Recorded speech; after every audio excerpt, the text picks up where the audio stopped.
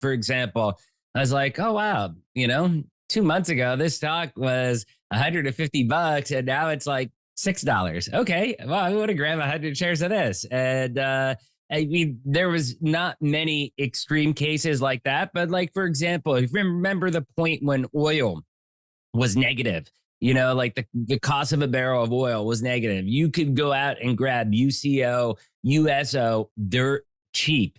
And I bought it dirt cheap. And then eventually, when oil started to skyrocket up earlier this year, it was kind of like, you know what? I think maybe this is like a really, really healthy margin here. Maybe it's time to take my winnings and jump out. And you turn a few $100 into a few $1,000. So I was definitely of that mentality to where when everybody else was getting out and it was bottom, I'm like, hey, what goes down is going to come back up. Kind of the reverse mentality of what goes up must go down.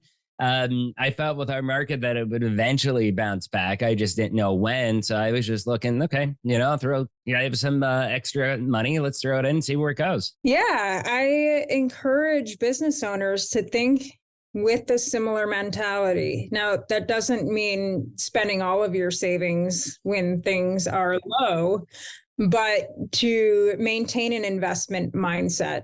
If you pull all of your investment in marketing out when things are slower, right? When there's a recession, when equities are down, to use that analogy, you can guarantee that you won't get any returns, right? There's no way to measure that return on investment because there's no investment whatsoever. So you may see your competitors pull back, see other types of businesses pull back. And for me and for the businesses that I see that are thriving, they see it as an opportunity. They get more strategic on their spend. They may not reach the high water mark of their spending, but they're going to still invest in the programs that work. Because chances are, if you're a local business and you're supporting communities that still need your products and services, that need still exists. That HVAC still needs to be fixed. That repair still needs to happen.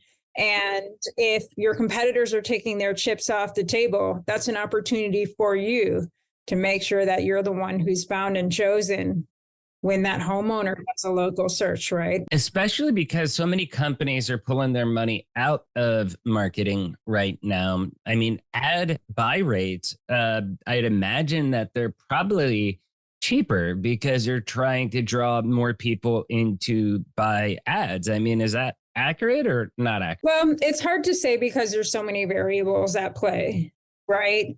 So that fluctuates. If we think about a product like Google Local Service Ads, that's going to be different from market to market, from service to service, and maybe even from week to week. Are people looking to, say, remodel today? Maybe not, right? We're in this interesting time because interest rates are so high that people might dial back and decide to do that remodel rather than move. But again, it depends on what's happening in your market, in your industry. I don't want to generalize, but a product like search is so dynamic with the demand in your market that there's some interesting things may be happening where you do get an amazing deal on pay-per-click or on local service ads.